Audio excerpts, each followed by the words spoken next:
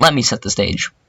It was early 2018, and things were not looking positive for this game.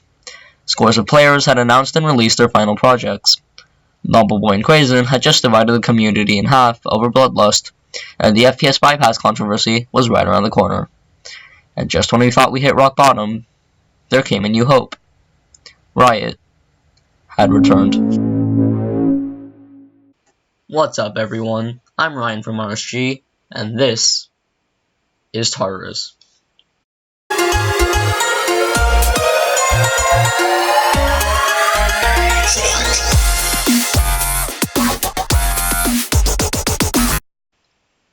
Let's return to January of 2018. Just when the community thought that we had hit the human limit of difficulty in Plasma Pulse Finale and Bloodlust, Riot released Tartarus, formerly known as Silent Akbar, named as such because it was so difficult. But where did it come from? Let's rewind a bit. According to C, this level was first born even before Bloodbath's existence, and even though the presence of such names such as Aurorus, Vermillion, and Cyclic seems to correspond with this claim, there is no longer a way of verifying this statement, as most of the players involved have all but left the community, and I'm too irrelevant to be able to contact Riot about it. Not to mention, multiple attempts at reviving this level have left the history of this level from before 2017 very hard to accurately trace. I'm going to begin where anyone could. Tartarus Preview 1. This video was released on Halloween of 2017 on Riot's channel, and was pretty much the first time we ever saw the level in its modern form. In case you didn't know, we had seen the older version thanks to Aurorus, but no one really knew what Riot wanted to do with it. At the time, Riot's channel was beyond 6 figures in sub count, so the video received quite a bit of attention right off the bat. The inclusion of big names such as Cyclic, Hinds 1324, EndLevel, and Riot himself only served to bolster the level's popularity.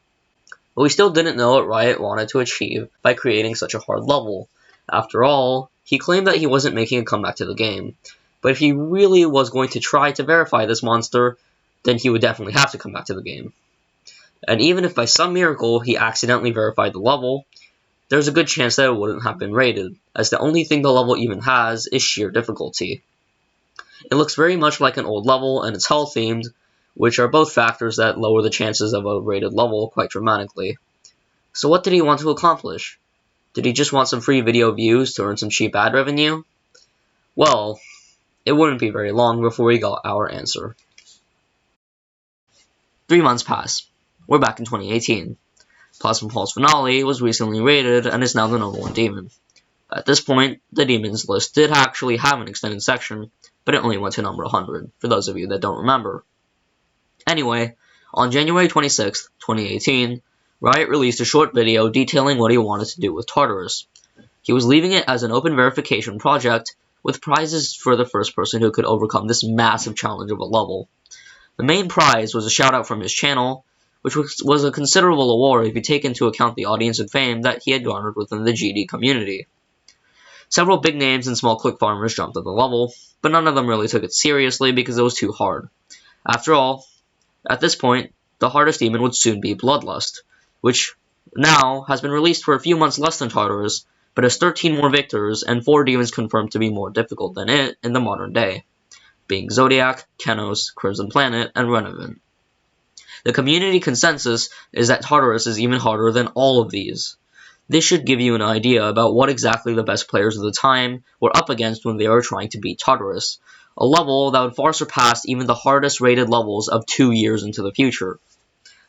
But the prize was a good one, and a small cut of the Geometry Elite were making steady progress in an attempt to earn that prize.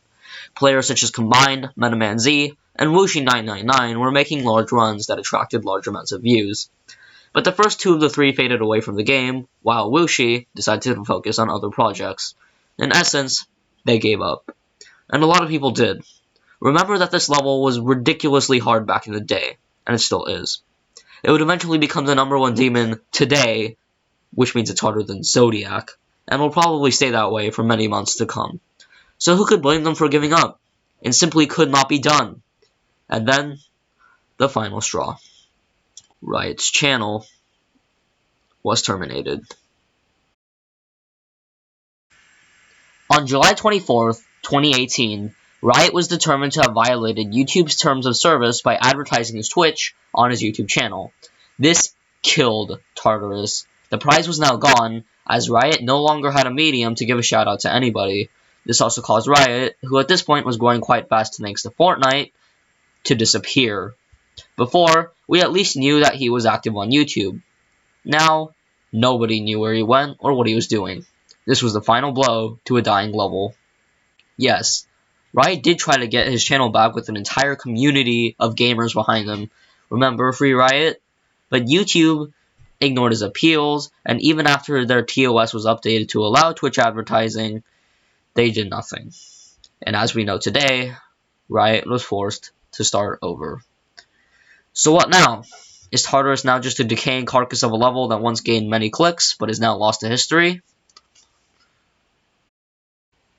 A Canadian player named Mulzy had been quietly grinding away at Tartarus for a while now.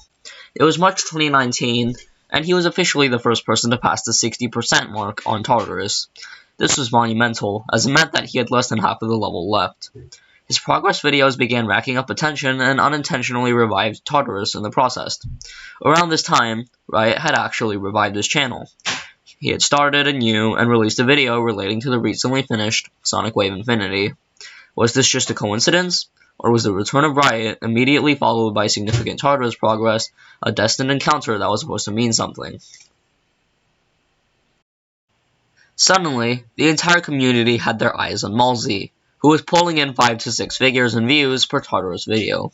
And for good reason. He was progressing at a previously unseen rate. Just 2 videos and a month later, he achieved 91%. After a break from the level, he achieved 35 to 100, then 21 to 100. The end was in sight. If you ask anyone at the time if they thought Mulzy was going to do Tartarus, it would be very hard to find a no. And then, on July 26, 2019, almost exactly a year after Riot's termination, the unthinkable happened. Falling just short of completion, Mulzy died at the last wave segment at 97%. Mulzy tried to find a bright side to his defeat. He said in the video description that, quote, "At least I know how to get there now," end quote. But his optimism could never really match the level of disappointment he must have felt that day, and he hasn't released a single progress video ever since. But that wasn't the end. At around the same time Mulzy failed at 97%, a Russian player named Dolphy picked up the level. He was just as skilled as Mulzy was in early 2019, having been one of the first victors of Zodiac and having completed 11 demons in the top 50. With his skill, Dolphy managed to achieve 55% in his first progress video. And this video received a fair amount of views, indicating that the buzz around Tartarus was still alive, thanks to Mulzy. This also gave us more hope. Now with 2 players trying the level, remember, we didn't know that Mulzy would stop playing it, Tartarus will surely be conquered eventually, right? After all, if one of them can't do it, maybe the other will see it through. And we know today that's exactly what happened. Mulzy didn't upload any more Tartarus progress, but Dolphy did. And after 5 months of grinding, and even a fail at 98%, which is the second to last click in the level, he came through and verified it, once again raising the limit of human ability in Geometry Dash.